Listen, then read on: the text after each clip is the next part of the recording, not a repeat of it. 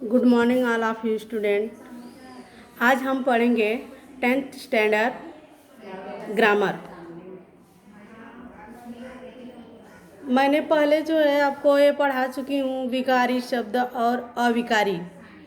तो विकारी में हम पढ़ रहे थे, संज्ञा को पढ़ चुके थे। संज्ञा के बाद हम सर्वनाम स्टार्ट किए थे। सर्वनाम में पुरुषवाचक सर्वनाम हो चुका था आप लोगों का, ठीक। अब इसके बाद पुरुषवाचक सर्वनाम के बाद क्या आता है? निश्चयवाचक सर्वनाम। निश्चयवाचक सर्वनाम। अब हम देखेंगे निश्चयवाचक सर्वनाम किसे कहते हैं। इसकी परिभाषा है, आप लोग लिख लेना। जिस सर्वनाम से पास की या दूर की वस्तुओं का निश्चयपूर्ण बोध होता है। जिस सर्वनाम से पास की या दूर की वस्तुओं का निश्चय पूर्वक बोध होता है उसे निश्चयवाचक सर्वनाम कहते हैं। जैसे यह मेरा घर है, यह मेरा घर है। तो यह यानी पास है ना, पास को हम संबोधित करें, यह मेरा घर है। पास से यदि हम बोल दें वह आपका घर है, वह, तो वह दूर वस्तुओं का मतलब दूर की वस्तुओं का बोध हो रहा है ना। तो चाहे दूर की वस्तुओं का हो या चाहे पास की वस्तुओं के निश्चितता की बोध होती है तो वह कहलाता है निश्चयवाचक सर्वनाम। जैसे मैं पास, दूर, नज़दीक, सामने,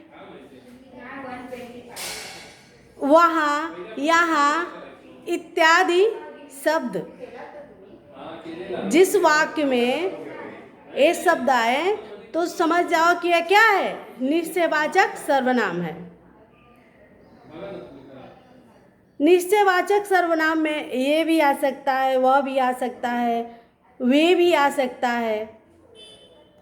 जैसे ये फूलों के पौधे हैं, ये फूलों के पौधे हैं, वह पत्र तुम्हारा है। इसमें निश्चितता का बोध आ रहा है कि निश्चित रूप से वह किसका पत्र था, वह तुम्हारा ही पत्र है। इसके बाद हम पढ़ेंगे, जैसे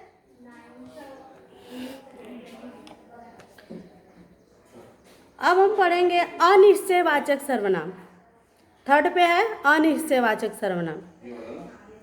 इसकी परिभाषा है, जिस सर्वनाम शब्द से किसी निश्चित व्यक्ति या वस्तु का बोध नहीं होता है। अनिश्चित से ही आप लोग स्पष्ट कर सकते हो कि निश्चितता का बोध यानी निश्चित रूप से वह है, और अनिश्चितता का मतलब उसका बोध नहीं हो रहा है, निश्चित रूप से बोध नहीं हो रहा है कि यह किसका है। वहाँ पर जो है अनिश्चयवाचक सर्वनाम होगा। जैसे कोई, कुछ, कई, वे, किसी, किसका, कहाँ, कैसे, ये सब अनिश्चित रूप से है। इसका मतलब बोध नहीं हो रहा है, ज्ञान नहीं हो पा रहा है कि किसने किया, किसका है, ये क्लियर नहीं हो रहा है ना। संदेह रहता है कि मतलब ये किसका है, अनिश्चित वाचक। तो जैसे एग्जाम्पल मैं दे रही हूँ आप लोगों को, कुछ करो तभी कुछ मिलेगा, कुछ करो तभी कुछ मिलेगा। अब इससे देखो क्या हम करें ये तो मालूम नहीं है ना, लेकिन ये हम संकेत दे रहे हैं कि कुछ करो तो भी तभी क्या होगा, कुछ हमें मिलेगा। कई लोग नारे लगा रहे थे, कई लोग नारे लगा रहे थे, यानी हमें ये नहीं मालूम है कि कितने लोग, कई लोग, कौन कौन लोग, ये निश्चित नहीं हो रहा है। कई लोग नारे लगा रहे हैं। तो इसमें जो है इस वाक्य में अनिश्चयवाचक सर्वनाम कौन सा होगा, कई। ठीक। वे किसी से बात कर रहे थे। अब हमें तो ये मालूम नहीं हो रहा है कि किससे वह बात कर रहे थे, लेकिन किसी से बात कर रहे थे, यानी यहाँ पर भी अनिश्चयवाचक सर्वनाम है। इसमें मालूम नहीं हो रहा है कि कौन किससे बातें कर रहा है, बस वे किसी से बातें कर रहे थे। ठीक। तो जिस वाक्य में किससे, कोई, कुछ, कई, क्यों, इसका मतलब इस शब्द का प्रयोग होता है या बोध होता है, तो वहाँ पर हमें समझना चाहिए, आप लोग समझो कि वहाँ पर अनिश्चयवाचक सर्वनाम है। हमेशा ध्यान देना बच्चों कि सर्वनाम में कभी भी किसी का नाम नहीं आता है, संज्ञा नहीं होती है। संज्ञा के जगह पर वही वर्ड यूज होते हैं, वह, वे, तुम, वे सब, आप, हम, ये सब सर्वनाम है। तो इसी सर्वनाम की सहायता से हम और भी वर्ड जोड़ते हैं, कुछ, कई। तो ये क्लियर हुआ आप लोगों को। अब 4th नंबर पे है निजवाचक सर्वनाम। इसकी परिभाषा है जो सर्वनाम अपनेपन का बोध करता है। जो सर्वनाम अपने आप का या अपनेपन का बोध कराता है वह निजवाचक है, यानी खुद का, स्वयं का। अभी मैं एग्जाम्पल दे रही हूँ आप लोगों को कि साहब अपने आंसू न रोक सके। जब कभी भी वाक्य में देखना कि अपने, खुद, आप, स्वयं ये वर्ड आए तो समझो कि वहाँ पर क्या है, निजवाचक है। जो बात कही जाती है वो खुद के लिए कही जाती है, अपने लिए कही जाती है, तो वहाँ पर कौन सा सर्वनाम होगा, निजवाचक। निजवाचक वही होता है जो खुद के निजी होता है, उसमें अपना अपनत्व रहता है, अपना रहता है, अपनापन रहता है, उसे हम निजवाचक सर्वनाम कहते हैं। जैसे यह अपना घर है, अभी उसमें हम पढ़े हैं निश्चयवाचक सर्वनाम में कि यह मेरा घर है, यह। अब यहाँ है यह अपना घर है, तो अपना खुद के लिए यूज हुआ है ना, खुद का है, तो अपना जो है यहाँ पर निजवाचक सर्वनाम होगा। वह आप यानी स्वयं काम करने लगा, वह अपने आप स्वयं काम करने लगा। तो यहाँ पर जो है सर्वनाम, निजवाचक सर्वनाम क्या होगा, स्वयं, अपने आप, ये जो है निजवाचक सर्वनाम कहलाएगा। अब 5th पर है प्रश्नवाचक सर्वनाम।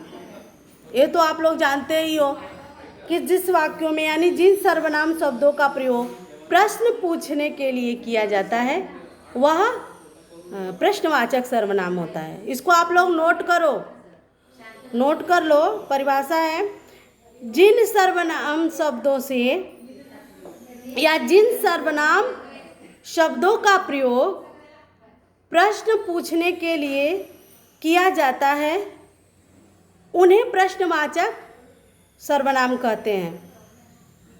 अब इसमें प्रश्नवाचक सर्वनाम क्या है, कौन, किससे, किसने, क्यों, ये वर्ड आए जिस वाक्य में तो समझो कि यह प्रश्नवाचक सर्वनाम है। जैसे वहाँ कौन खड़ा है, अभी हम बोल रहे हैं, वाक्य प्रयोग कर रहे हैं, वाक्य बोल रहे हैं, बना रहे हैं। जैसे वहाँ कौन खड़ा है, तो हम किसी से पूछ ही रहे हैं ना कि कौन वहाँ खड़ा है। उसके बाद सेकंड में है तुम्हें किससे मिलना है, किससे मिलना है, प्रश्न पूछा जाए तुम्हारे पास क्या है, तुम्हारे पास क्या है। तो इस सर्वनाम में जो है आपको प्रश्नवाचक, जहाँ पर क्या है, क्या जो है वह जो है आपका प्रश्नवाचक सर्वनाम होगा। राजा क्यों हार गया, या आप क्यों नहीं लिख रही हैं, तो क्यों नहीं लिख रही हैं, तो क्यों आ रहा है ना, तो क्यों जो हो जाएगा आपका प्रश्नवाचक सर्वनाम। ठीक। अब हम नेक्स्ट पढ़ेंगे 6th पर है संबंधवाचक सर्वनाम, संबंधवाचक सर्वनाम। संबंधवाचक सर्वनाम में जो है उसकी परिभाषा है, लिखो आप लोग। जिन सर्वनाम शब्द एक दूसरे के साथ संबंध बताते हैं उसे संबंधवाचक सर्वनाम कहते हैं। अब आप ये समझो कि जो सर्वनाम एक दूसरे में संबंध आप स्थापित करते हैं वहाँ पर संबंधवाचक होता है। जैसे आसपास, जो, वह, जैसा, वैसा, जो, सो, ऐसा वर्ड आता है तो वहाँ पर संबंधवाचक सर्वनाम होता है। जैसे मेरे आमने सामने, या जैसा देश वैसा भेष।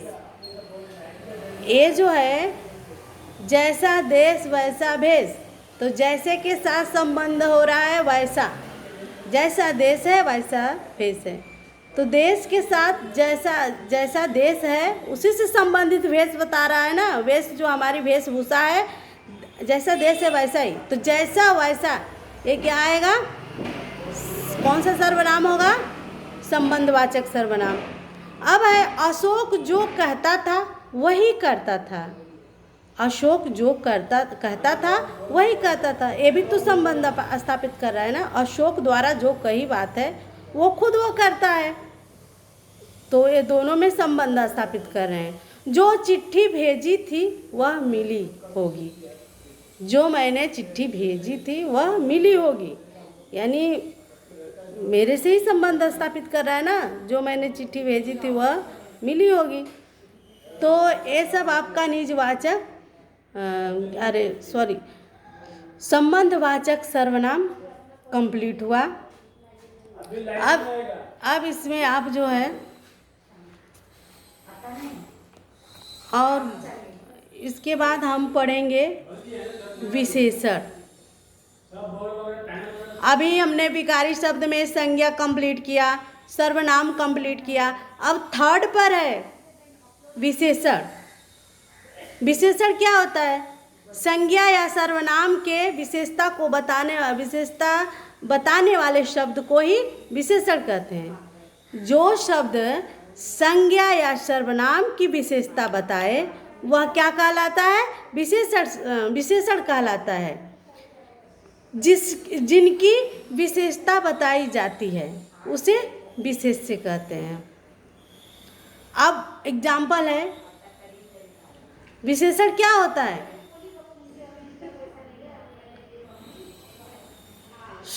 सुदन एक गरीब लड़का था। गरीब, यहाँ भाव भी आता है, गुण भी आता है, दोष आता है, अच्छाई आती है, बुराई आती है, अपमान होता है, सम्मान होता है, ये सब क्या है, विशेषता ही है।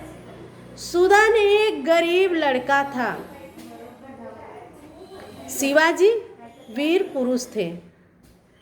अब यहाँ पर वीर और गरीब कैसा वर्ड है, विशेषण का है, विशेषता बताई जा रही है ना कि वह वीर योद्धा थे। शिवाजी एक वीर पुरुष थे, तो शिवाजी की विशेषता बताई जा रही है।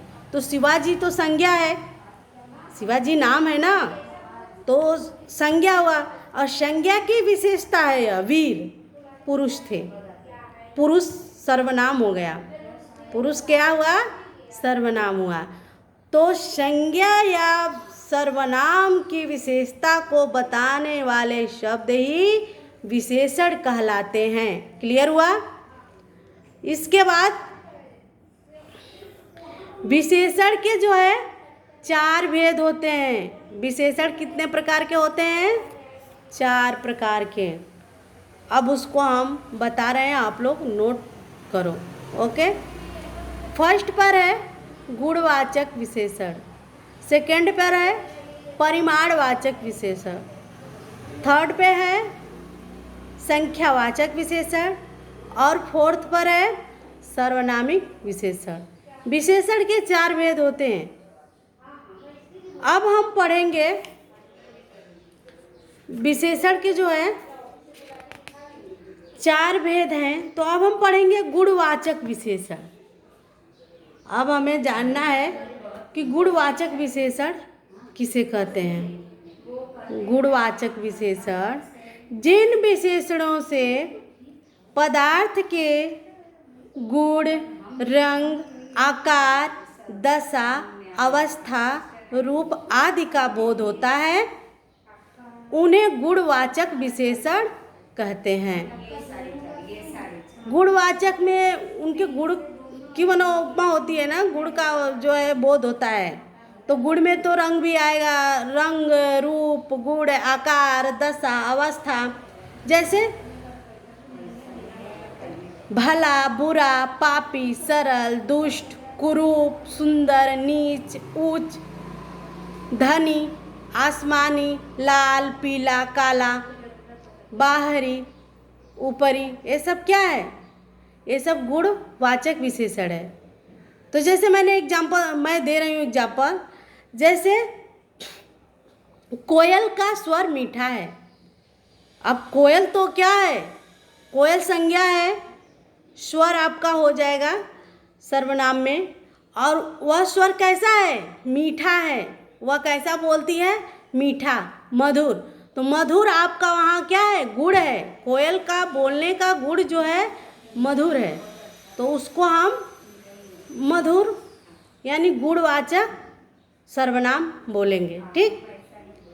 जैसे उसने सफ़ेद साड़ी पहनी हुई है।